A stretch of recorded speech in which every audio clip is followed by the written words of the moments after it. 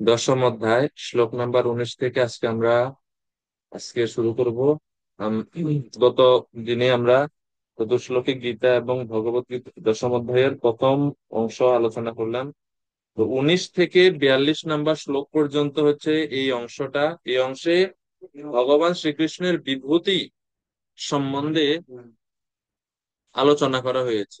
ভগবানের বিভূতি সমূহ যা দর্শন করে আমরা ভগবানকে রাখতে পারি এবং ভগবানকে স্মরণ করতে পারি প্রত্যেকটা জায়গাতে কিভাবে আমরা তো সেইভাবে 19 নাম্বার শ্লোক থেকে শুরু হলো। শ্লোক নাম্বার 19।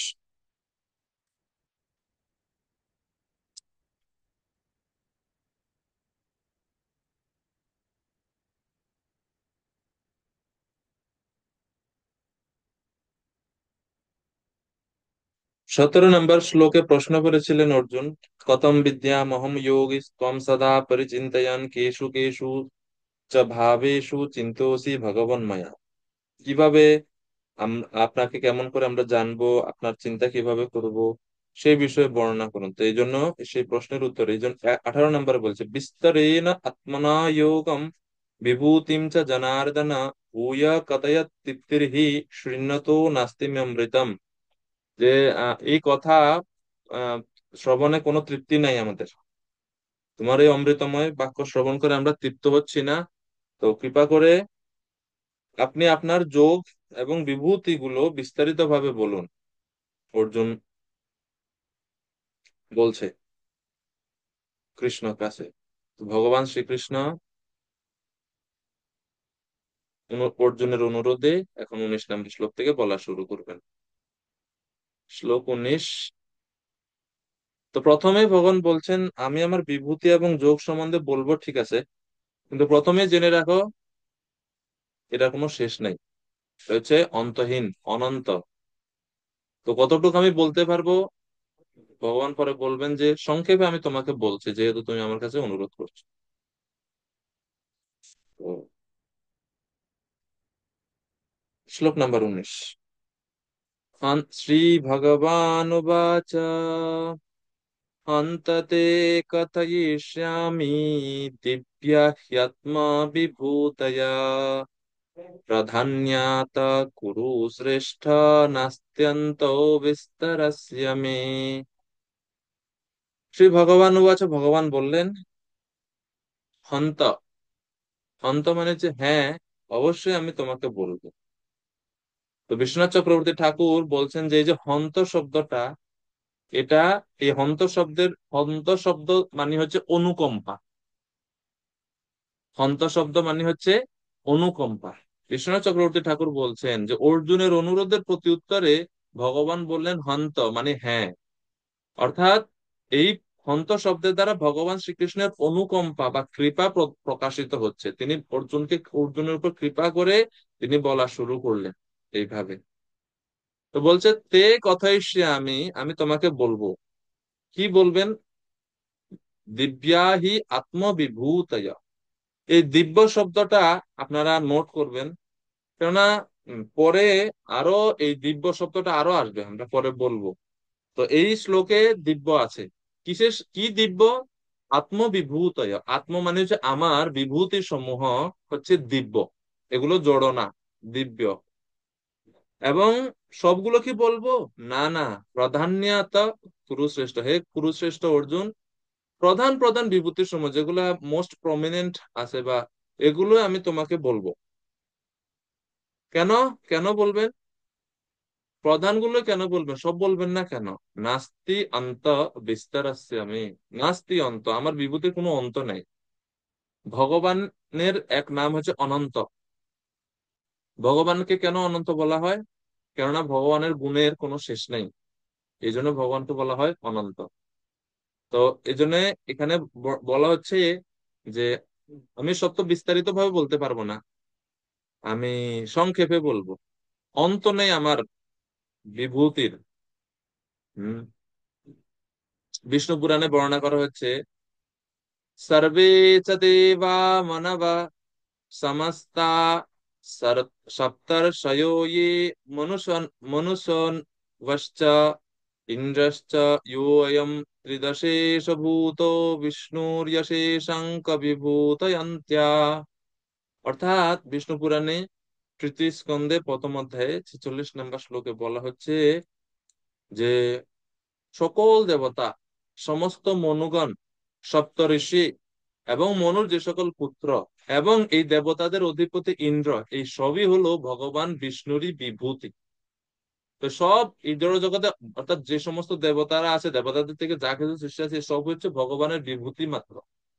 ভগবানের ব্যতিরেকে আর এই সমস্ত বস্তুর কোনো মানে কি নাই, বিশেষত্ব নাই। এই জন্য ভগবান এখানে বলছেন যে আমার বিভূতির অন্ত নাই, আমার বিভূতি হচ্ছে অনন্ত। এবং বায়ু পুরাণে আহ সেখানেও আহ ভগবানের বিভূতি সম্বন্ধে এই ভগবত গীতারই অনুরূপ বর্ণনা করা আছে।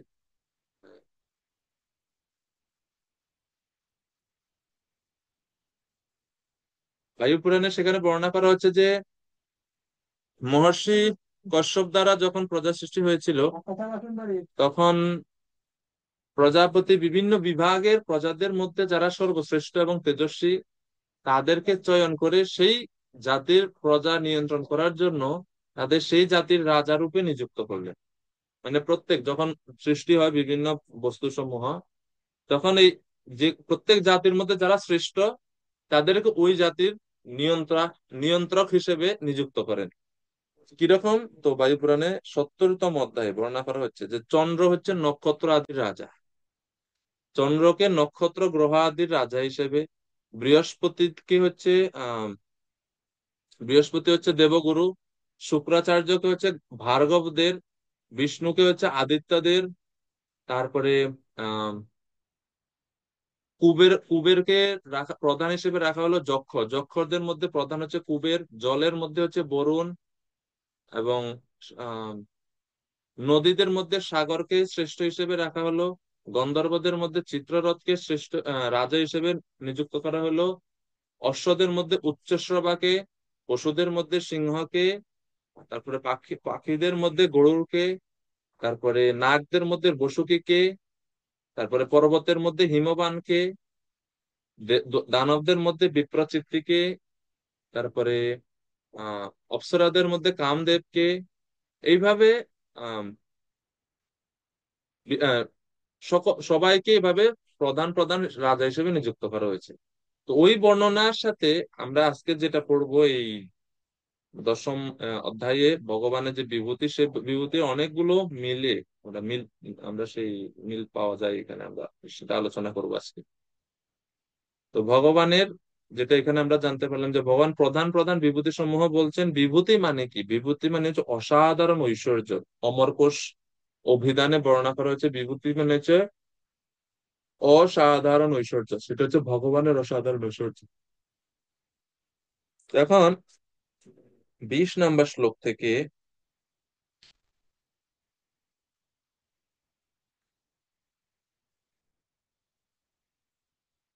আলোচনা শুরু হবে। আরেকটা জিনিস আমরা এখানে দেখতে পাই যে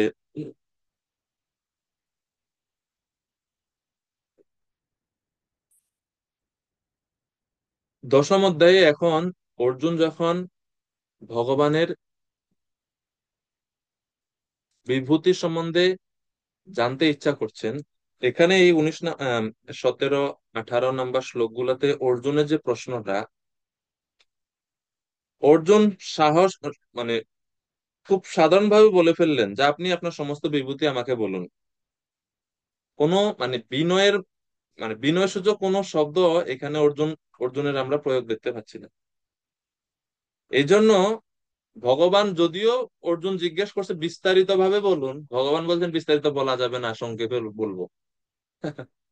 কেননা প্রশ্নটা হয়ে গেছে ডাইরেক্ট, মানে প্রার্থনা সূচক হয়নি এখানে। হ্যাঁ, অনেকটা প্রার্থনা মানে ওই বিনয়তার একটু কমতি রয়ে গেছে এখানে। যেমন 17 নম্বর শ্লোক আপনারা যদি দেখেন, কিভাবে আমার আপনাকে চিন্তা করব, আপনি দয়া করে আপনি বলুন। মানে ওই দয়া, কৃপা, প্রার্থনা ইত্যাদি শব্দের এখানে উনি প্রয়োগ করেননি। আর এই কারণে যখন অর্জুন জানতে চাইছে এখন দশের মধ্যে অর্জুন জানতে চাচ্ছে বিস্তারিত, কিন্তু কৃষ্ণ বলবে সংক্ষেপে। আর এটা থেকে অর্জুন বুঝতে পারছে, ওকে, আমি এখানে ভুল করছি, আমার প্রার্থনার ভাষার মধ্যে কমতি আছে। এজন্য পরবর্তীতে অর্জুন সাবধান হয়ে গেছে। অর্জুন পরে যখন আবার প্রশ্ন করবেন পরবর্তী প্রশ্নগুলা, তখন তিনি খুব বিনয়ের সহিত এই প্রশ্নগুলা করবেন।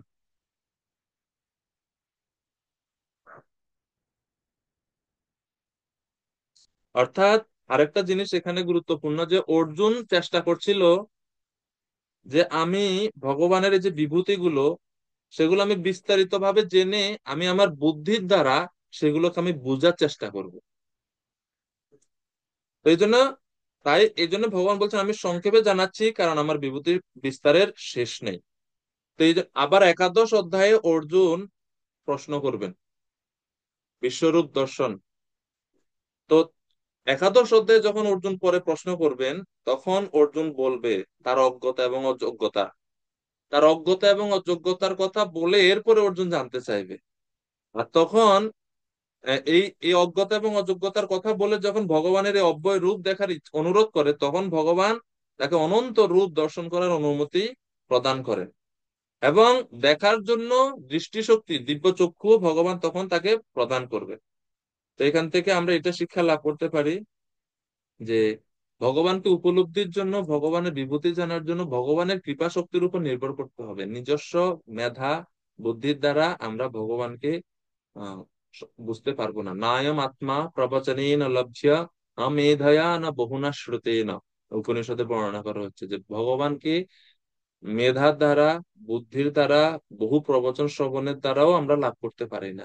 যিনি ঐকান্তিক এবং সরল বিনয়ী, তার কাছে ভগবান নিজেকে প্রকাশ করেন, তিনি একমাত্র ভগবানকে জানতে পারেন। তো 20 নম্বর শ্লোক থেকে ভগবানের বিভূতি বলা শুরু।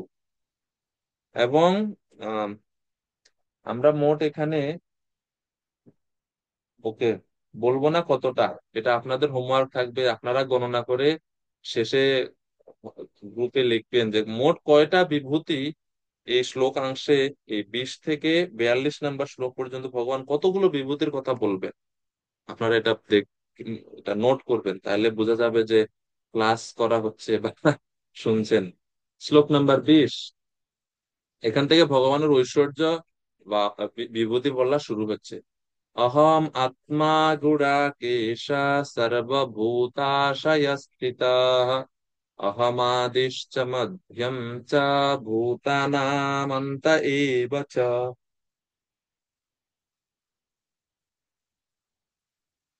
প্রথমে ভগবান বলছেন, হে গুড়াকেশ, মানে অর্জুন, আমি সমস্ত জীবের হৃদয়ে অবস্থিত পরমাত্মা। তাইলে সমস্ত জীবের মধ্যে আমি হচ্ছে পরমাত্মা। এরপরে আমি সর্বভূতের আদি মধ্য ও অন্ত। এই হচ্ছে ভগবানের দুইটা বিভূতি। সর্বভূতের আদি মধ্য অন্ত তিনি ভগবান। আদি মধ্য অন্ত কিভাবে? সৃষ্টির পূর্বে আমরা কোথায় ছিলাম? ভগবানের কাছে, ভগবানের মহাবিষ্ণু শরীরে। সৃষ্টির পরে আমরা ভগবানের শরীর থেকে জড় জগতে আসছি, আবার ওনার দ্বারাই আমরা লালিত পালিত হচ্ছি। আর মধ্য আর অন্ত, অর্থাৎ যখন জগৎ ধ্বংস হয়ে যাবে তখন আবার সমস্ত জীব ভগবানের শরীরেই প্রবেশ করবে। তো আদি মধ্য অন্ত ভগবান ছাড়া আর কোনো আশ্রয় আমাদের নাই। এইভাবে দুইটি বিভূতির কথা এখানে ভগবান বর্ণনা করছেন। সর্বভূতাশয় স্থিত, ভগবান সমস্ত জীবের হৃদয়ে বসবাস করে, সমস্ত ভূতের হৃদয়ে। অহম আত্মা, আমি পরমাত্মা রূপে সমস্ত জীবের হৃদয়ে অবস্থান করি। ওকে। তো প্রভুপাদ তাৎপর্য ব্যাখ্যা করছেন যে এখানে অর্জুনকে গুড়াকের শব্দ দ্বারা ভগবান সম্বোধন করছেন।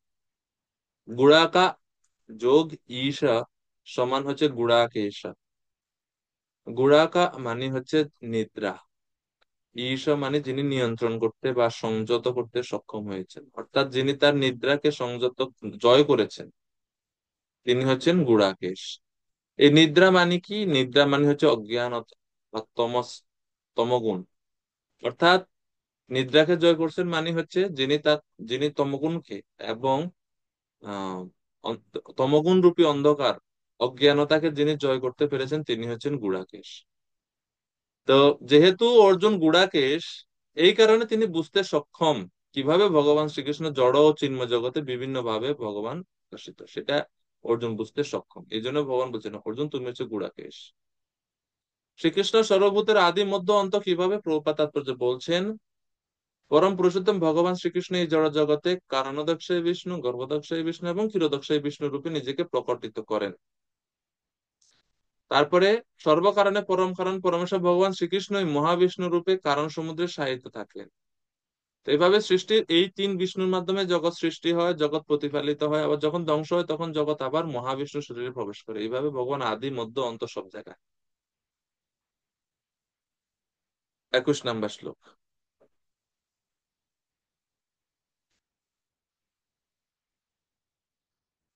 আদিত্যানামহং বিষ্ণু জ্যোতিষাম রবিরংশুমান মরীচি মরুতাম মরীচি মরুতাম অস্মি নক্ষত্রানামহং শশী। আদিত্যদের মধ্যে আমি বিষ্ণু, জ্যোতিষ্কদের মধ্যে আমি কিরণশীল সূর্য, মরুতদের মধ্যে আমি মরীচি এবং নক্ষত্রদের মধ্যে আমি চন্দ্র। এইভাবে ভগবান তার বিভূতির কথা বর্ণনা করছেন। দেবতাদের মধ্যে ভগবান হচ্ছেন বিষ্ণু, আদিত্য, আদিত্যদের মধ্যে আদিত্যানাম অহম বিষ্ণু।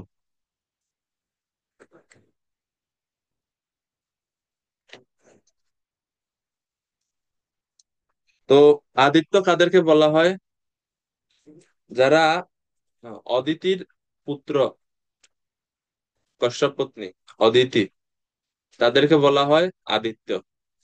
আদিত্য হচ্ছে দ্বাদশ, মানে 12 জন। ধাতা, মিত্র, অর্জমা, রুদ্র, বরুণ, সূর্য, খগ, বিবস্বান, পূষা, সবিতা, ত্বষ্টা ও বিষ্ণু। এ হচ্ছে 12 জন। এই এনাদেরকে একসাথে বলা হয় দ্বাদশ আদিত্য। এই 12 জনের মধ্যে ভগবানের বিভূতি কে? বিষ্ণু। বিষ্ণু হচ্ছে ভগবানের বিভূতি। এই জন্য বলছে আদিত্যদের মধ্যে আমি হচ্ছে বিষ্ণু। জ্যোতিষাম রবি অংশুমান, জ্যোতিষ্কদের মধ্যে আমি সূর্য। আকাশে জ্যোতি রশ্মি বিকরণকারী অসংখ্য জ্যোতিষ্ক রয়েছে, কিন্তু তাদের মধ্যে শ্রেষ্ঠ হচ্ছে সূর্য। ভগবান ব্রহ্মসংহিতায় ব্রহ্মাজি বলছেন, यच्चक्षुरेष सविता सकलग्रहाणां राजा समस्तसुरमूर्तिरशेष तेज यस्यज्ञया भ्रमति संवृतकालचक्र গোবিন্দমাদিপুরুষম তমহম ভজামি। ব্রহ্মসংহিতায় সূর্যের বর্ণনা করছেন, সূর্যের মহিমা। ইয়ৎ চক্ষুরেষ সবিতা সকল গ্রহাণাম রাজা। চক্ষু হচ্ছে সূর্য হচ্ছে জগতের চক্ষু স্বরূপ এবং সমস্ত গ্রহদের মধ্যে রাজা। রাজা সমস্ত, তিনি হচ্ছেন সকল গ্রহদের রাজা। এবং তিনি ইয়স্য আজ্ঞায়া সম্ভৃত কাল চক্র, তিনি কাল চক্রতে আরূঢ় হয়ে তিনি ভগবান গোবিন্দের, কৃষ্ণের আদেশে তিনি ভ্রমণ করেন, আবর্তিত হন সব সময়। তো সূর্য হচ্ছে ভগবানের চক্ষু স্বরূপ। এই জন্য সূর্য হচ্ছে জ্যোতিষ্কদের মধ্যে সূর্য হচ্ছে ভগবানের প্রতিনিধি। তারপরে মরীচি, মরীচিদের মধ্যে মরুদদের মধ্যে আমি হচ্ছি মরীচি। মরুত, মরুত মানে কারা?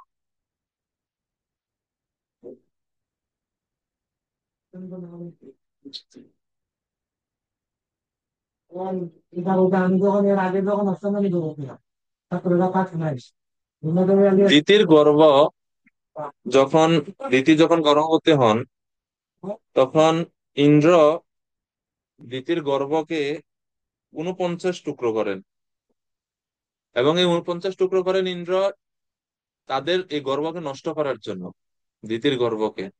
কেননা ইন্দ্র ভাবছিলেন যে দিতির গর্ভে যে সমস্ত সন্তানগণ আসবে তারা হবে দৈত্য।